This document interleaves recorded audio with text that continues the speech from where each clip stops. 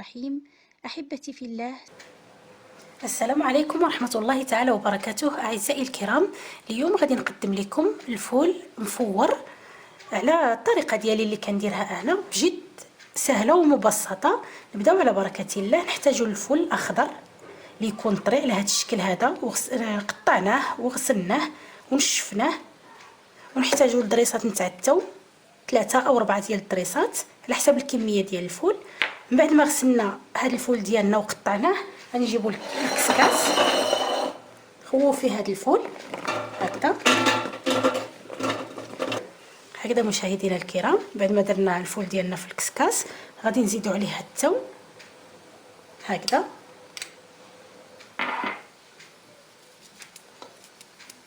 قطعوه عشوائي لان غادي يتمعك معاه من بعد ما غادي نفوروه هكذا. مشاهدينا الكرام، غادي نديرو الفول ديالنا يتفور. انا كنت درت البرمات تسخن بالماء.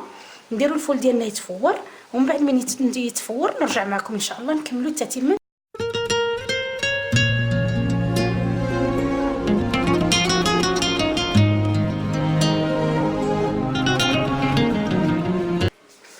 هذا هو الفول ديالنا مشاهدينا الكرام.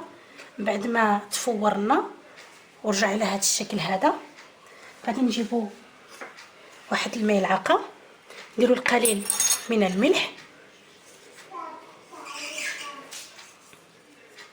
الملح يبقى حسب الذوق، ونزيدو شويه الكمون،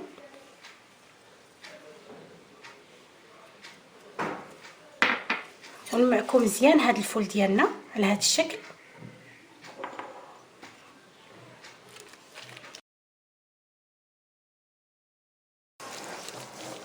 هكذا مشاهدينا، غادي نضيفوا له زيت الزيتون،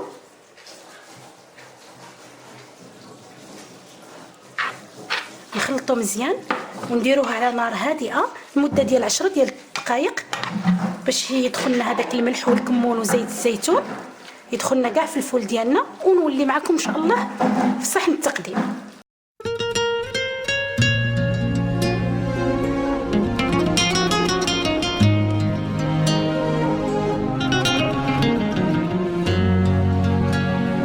هو الفول المفور مشاهدينا الكرام اللي حضرته لكم.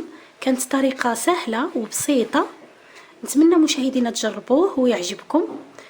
نستنى دائما ردودكم وتعليقاتكم. كانت دائما وفاء معكم، والى ان نلتقي في وصفه اخرى من وصفات وفاء حموتي.